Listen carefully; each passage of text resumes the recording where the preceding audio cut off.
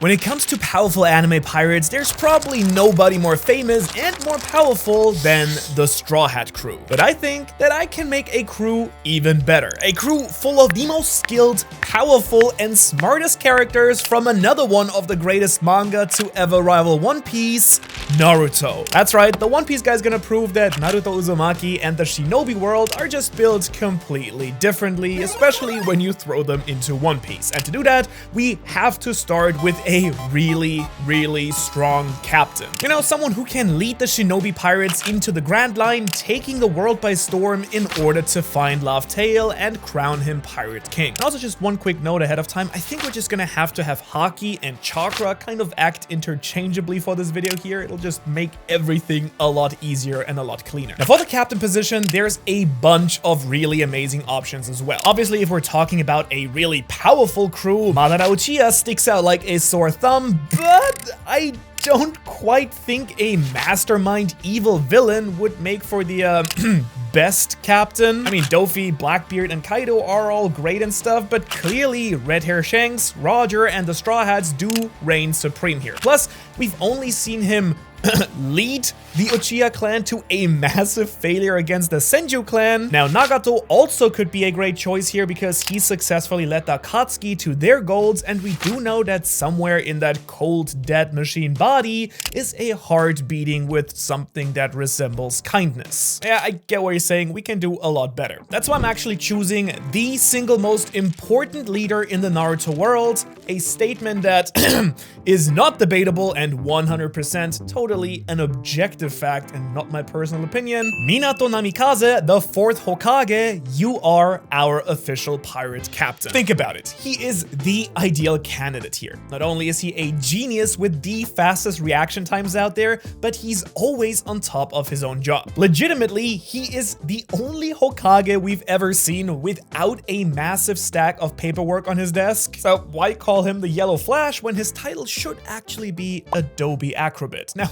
he also, you know, mastered the Flying Raijin Jutsu, a space-time breaking move that normally requires at least 3 to 4 people in order to use it. Plus, did I mention that he invented the Rasengan, one of the most effective jutsu for beating down your opponents? At least his son seems to think so. And let's keep in mind that Lord Fourth here is also a world-famous ninja for his battle prowess, tactical planning, and general kindness. This man here is stronger than Hiruzen by his own admission, a legendary fighter said to have possibly exceeded even Hashirama, the 1st Hokage himself. Minato is also pretty ruthless when he needs to be, a trait necessary when fending off rival pirates and the world government. And this is clearly shown during his fighting during the 3rd Great Ninja War, where he brutally defeated Killer Bee, a Jinchuriki, and the soon-to-be 4th Raikage, A as well. The dude squared up with the Nine Tails and Obito, successfully defeating a man whose whole point is being untouchable, and he sacrifices himself in order to save his own son. If you ask me, he's giving pretty big Whitebeard energy with that one, and this attitude will actually be quite crucial to inspire his son, Naruto,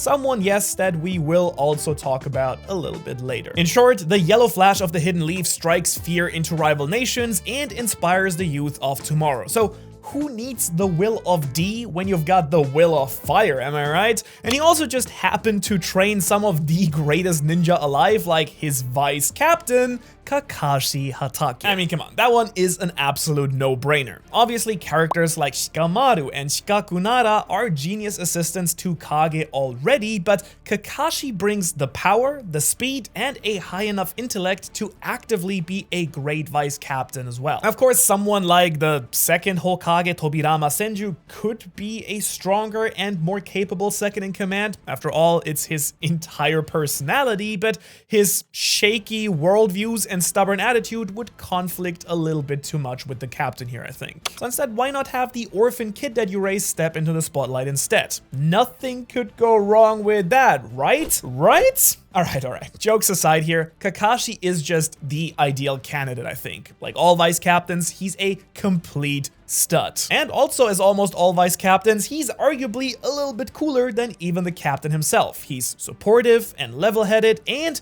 during the series, he's shown to take command in place of Minato during their missions as well. So to me, there is absolutely no doubt that if Minato was defeated, the White Fang here would step up and lead the Shinobi Pirates to victory instead. Also, who could forget just how powerful he is? I mean, Kakashi of the Sharingan is literally top tier in the entire verse. He's a master of over 1,000 jutsu. That's just such an insane number, and he has no problem reminding his enemies of that as well. Like say during the battle with the reanimated 7 swordsmen of the mist. I mean, god, that was such a cold and brutal moment from him. Just imagine he busts out a one-liner like, "I'm Kakashi, the copy ninja. I've copied over 1,000 jutsu, but I only need 1 in order to defeat you," and then just stabs Mihawk through the chest. Like, can't beat a lightning blade, can you, Hawkeye, huh? Okay, but let's face it, when you're battling pirates on the ocean, using the Chidori and lightning release is a really broken tactic. I mean, just ask God Enel over here. I can already kind of picture it, a lightning blade with black and red lightning from his powerful Conqueror's Haki, as I feel like all Hokage would have to have it,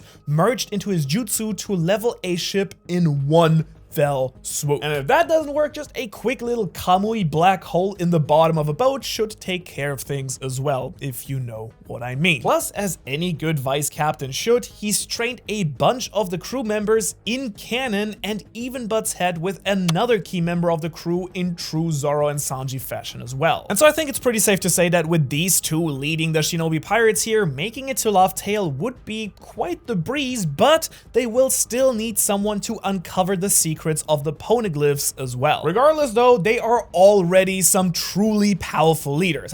Everyone on this ship is gonna be completely broken in some way or form. Just you wait. However, sometimes being powerful isn't just about damage output, if you know what I mean. It's sometimes about using your own skills to dominate the high seas as well. Something that the Navigator of the Shinobi Pirates here can absolutely do. If you want, Sensori Ninjutsu is really essentially the Naruto version of observation haki, and something that definitely holds the Straw Hats back, in my personal opinion, is Nami lacking some serious haki level. Because if she could, like, see thousands of miles away and kind of capture what is happening around them, that would be pretty damn useful, I think. So to me, the Navigator of the Shinobi Pirates needs incredible sensory skills. To name a few here, characters like Hinata Hyuga and Karin Uzumaki use their incredible Keke Tota, aka unique bloodline abilities, to a really great level of success in this very department, but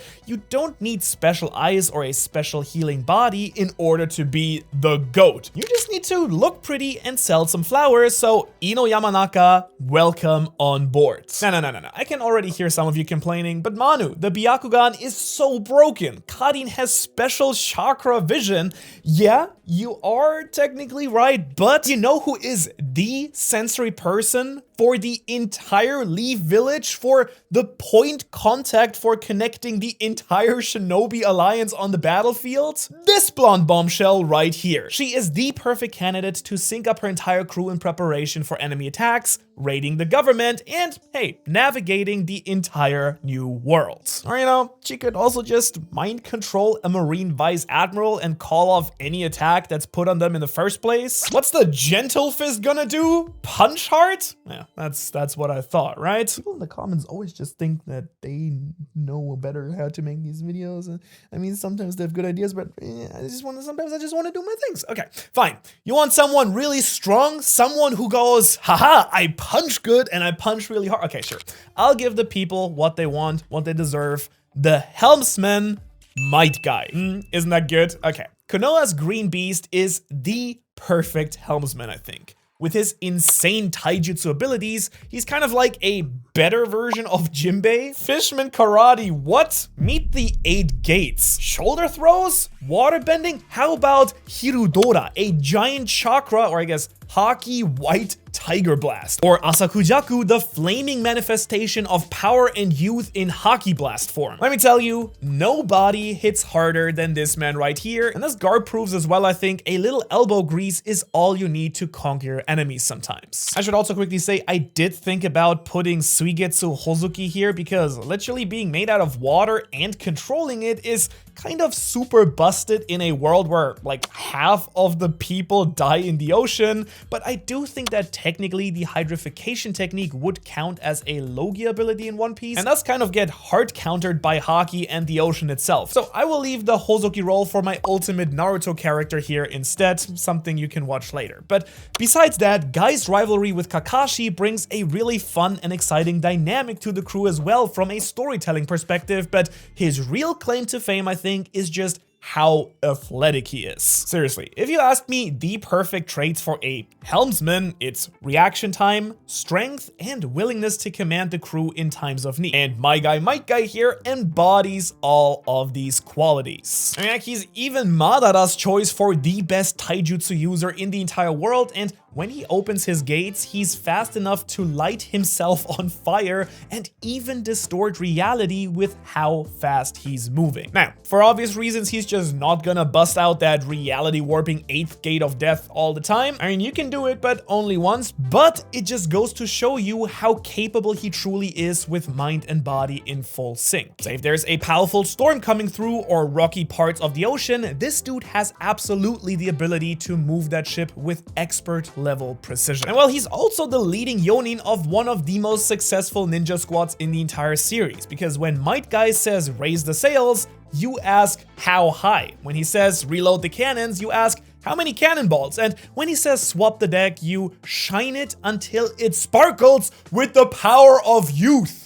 I have no doubt that his skill in sailing will get them through Reverse Mountain, up the knock-up streams, and down to the deep sea to find any and all poneglyphs that they need to collect. So how's that for a broken pirate crew so far, huh? That's what I thought. And we haven't even gotten to the strongest members yet. This crew is the perfect balance, I hope, of godlike power and characters who actually fit their roles on a pirate ship as well the best. Like our next crewmate, the Shipwright. I bet some of you are going, oh, that's simple, gotta be Hashirama or at least Yamato. I mean, wood style is kind of the perfect ability for a shipwright. And well, let me tell you, you're wrong. What a waste of their talents. Wood style is busted, sure, but that means that your ship is getting broken as well. Why would you ever want that? Now, the Shinobi Pirate's ship cannot be broken, all thanks to the impeccable defense of Mr. Itachi Uchiha. You see, it turns out that when he's not deep undercover killing his entire family, tormenting his brother, or manipulating the mind of his dying girlfriend to give her an imaginary perfect life with him before dying, yes, that actually happened, and it crushed my heart and soul, so we're not gonna dwell on that fact. Itachi also defends the boat. Because you see, I think that he's even better than Kuma or Frankie when it comes to that as well. You see, using his genjutsu illusions, enemies will spend most of their time just shooting his birds that they think are the ship, or running away from massive illusory sea beasts that he conjures inside of their minds. And I guess sometimes he just freezes the helmsman in place, turning the boat, causing enemy ships to just capsize and sink all of their devil fruit users as well. But of course, the real gimmick here is his Susanoo, a massive chakra-based defensive system that covers the entire boat in nearly invincible armor that reflects any attack. Oh, what's that you say? The Susanoo doesn't deflect incoming abilities? Well, I guess you all forgot about the Yata mirror. Nobody expects the Spanish Inquisition. Because nobody expects the Yata mirror. Now see, this very special ability Itachi has literally makes his Susanoo practically invincible, and by proxy makes the Shinobi pirate ship invincible as well. By coating the entire boat with his Susanoo the way that Madara and Sasuke do with the Nine Tails, not only will it be invincible, but they wouldn't even need a bubble coating to begin with. And well, I guess using his Totsuka blade, he can also seal his enemies inside a sake jar for all of eternity, but that does seem a little bit of overkill, I guess, right? What do you think? And you know, while we are talking about edgy emo heartthrobs, Sasuke, you're up as well. Let's talk about why you are the perfect sniper and a great comrade for Usopp. I'm not gonna lie, it is because he's got a Mangekyo Sharingan that creates eternal flames, something that Vegapunk wishes he could do, but also has a divine eyeball, the Rinnegan, and a massive perfect Susanoo that uses his god powers to snipe divine arrows capable of destroying a small army. What, you thought I was gonna go on some crazy detailed spiel here? It's Sasuke. I mean, he's one of the most famous characters in all of anime. We all know he's really broken. The man can literally do anything that Itachi does better than him, except the Susanoo is only slightly worse here because he doesn't have the Yata mirror himself. But then again, you don't really need that when you can just drop meteors, massive lightning dragon giraffes, and heaven-piercing arrows onto your enemies from miles and miles away. I mean, Conqueror Haki clashes aren't the only sky-splitting things anymore, it seems. Plus, of course, baby, most importantly, when we inevitably gonna talk about Naruto, of course, it's kind of crucial to have Sasuke here to remind him how bad he is with the ladies as well. Speaking of which, it's really nice that this time around, Sasuke actually didn't leave his wife. Sakura, do you want to be our doctor here? Yeah? Well, Hashirama technically is way stronger than her, and Tsunade is also a god tier healer, but Sakura is the best medical ninja in the history of the shinobi world. So take that, god of the shinobi and busty gambling lady, because Sasuke's fangirl over here is actually incredibly useful when it comes to the One Piece world. Coincidentally, she's also low-key capable of damaging a god with her insane chakra control and releasing the 100 ceilings mark, plus a little fangirl rivalry with Ino will bring a bunch of fun conflict to the story as well on a personal level. Which now leaves us with only a few key spots on the crew left. A cook, a musician, and archaeologist, right? That can't be right. What role is Naruto supposed to fill in any of these three? I guess we'll see. For now, let's shift over to our first Jinchuriki, the crew's musician. And hey, you knew it was coming, right? I can't even pretend there was any other option here. Maybe that flute girl Taya from the sound, but nah, I mean, come on. It's the rapping killer bee taking center stage right here. Yo, say ho!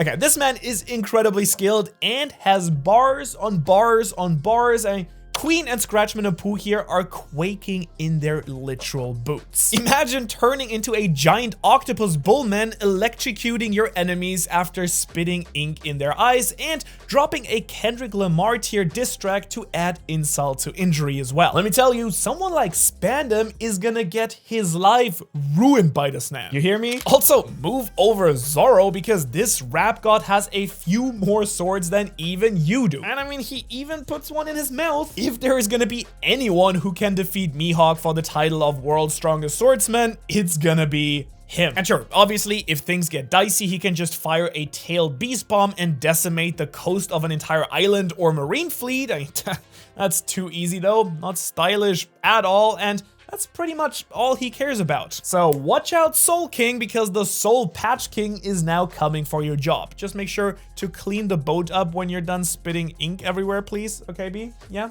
Thank you. Now, I'd love to say that he's the perfect fit for his role in the crew compared to everyone else, but that's not true, actually. He may be a near-perfect choice for the musician role, but Takeuchi, the ramen guy, now that's a match made in heaven. Welcome on board. Cook has arrived. I mean, come on, who else could it possibly be? He is the ramen guy. World leaders meet at his shop. He is the most important man in the Hidden Leaf village. The Hokage? There's like 7 of those. Jinchuriki, 9 of those. Ramen guys, there is, you guessed it, only 1, and you're looking at him right here. Now, Roger and Whitebeard may have settled their differences over a cup of sake, but a bowl of ramen is a true sign of unity and brotherhood. And thanks to this very man here, Talk no Jutsu just got a whole lot easier. Minato and Kakashi are gonna be able to settle all of their differences with enemy pirates with just a hearty meal and a quick stab to the heart, and really, what else can a guy ask for? Which I guess means that Naruto is the archaeologist? That makes no sense. That way, wait, what's happening? Oh god. Oh, why is your mouth doing that?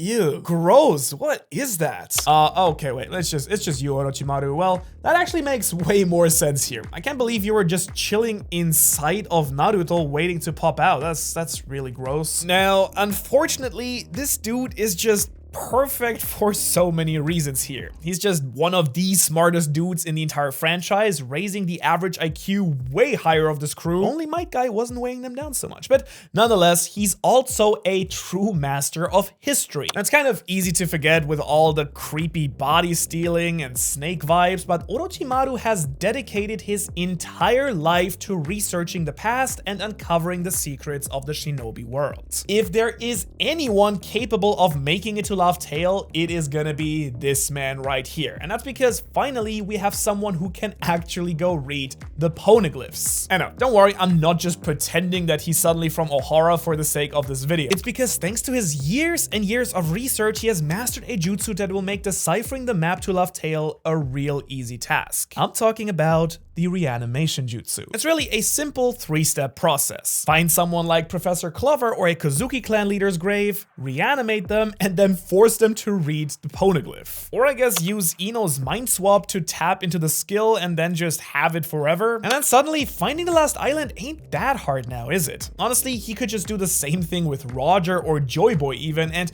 unlike Gekko Moriya's devil fruit, no shadow nonsense is necessary at all. Just pure, straight up control with their original minds and memories fully intact. And then they just set sail on the boat towards the final island to uncover the true history of the world. Oh, you're alive, Naruto? That's actually great because they still needed a cabin boy. You're cool with that, right?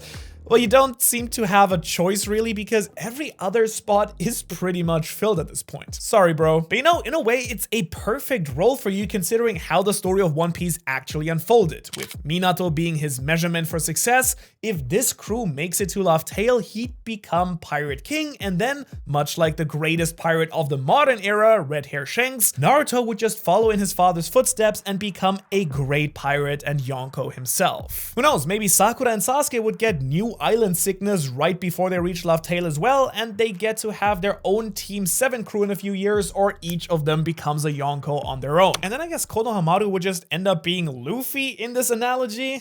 And quite honestly, I think that would be a way better sequel story compared to the odd mess that was the beginning, at least, of Boruto. It has gotten way better since the start, but the beginning was a little bit rough, let's be honest. So that's it, huh? They are the ultimate pirate crew, the shinobi pirates. What? Why do you look so angry? Did I forget someone? Hashirama Senju, the god of the shinobi. I didn't forget him. I've literally been talking about him throughout the entire video. That's why he couldn't be any of the other roles, like I've said. Oh, okay, you know what? I might have forgotten to mention his role in the beginning. That's my bad. Sorry guys.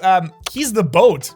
Duh, of course he is. I mean, seriously, he'd be able to assist in every single job and quite literally carry the entire team. With his special healing jutsu, he can assist Sakura, he's got incredible leadership skills to assist Minato and Kakashi, and thanks to Wood Style, syncing up with Itachi to manufacture giant weapons, arms, and even a huge massive body to use the Susanoo. Why worry about a shipwright like Yamato who could repair the boat when the boat itself is self-healing? T-Pain here might have been on a boat, but Hashirama is the boat, and the goat. The boat boat, immune to moats and incredibly cutthroat. See, I can do it too, Killer Bee. This is very easy to rap thing. All right. And this crew is truly incredible with a legendary Sannin, two Jinchuriki, and even Ino. They're the best to ever do it. Truly though, it's the 4 Hokage, or 4.5 if you count Sasuke, that really set them apart here. They're truly some of the most powerful, smart, and charismatic characters in all of anime and manga, and I have no doubt that all of them could become Pirate Kings, but it does beg the question, what would happen if Naruto actually fought Luffy in this world? Like, what if they battled it out till the end with their most powerful moves and in their strongest forms? Well, you can check out that video right here. Otherwise, if you enjoyed this admittedly quite wild ride of a video, then I would really appreciate it if you could like, share, press the buttons. It is annoying, but it does help out the channel like this. Otherwise, thanks so much for watching, and I will see you hopefully in this next one right here.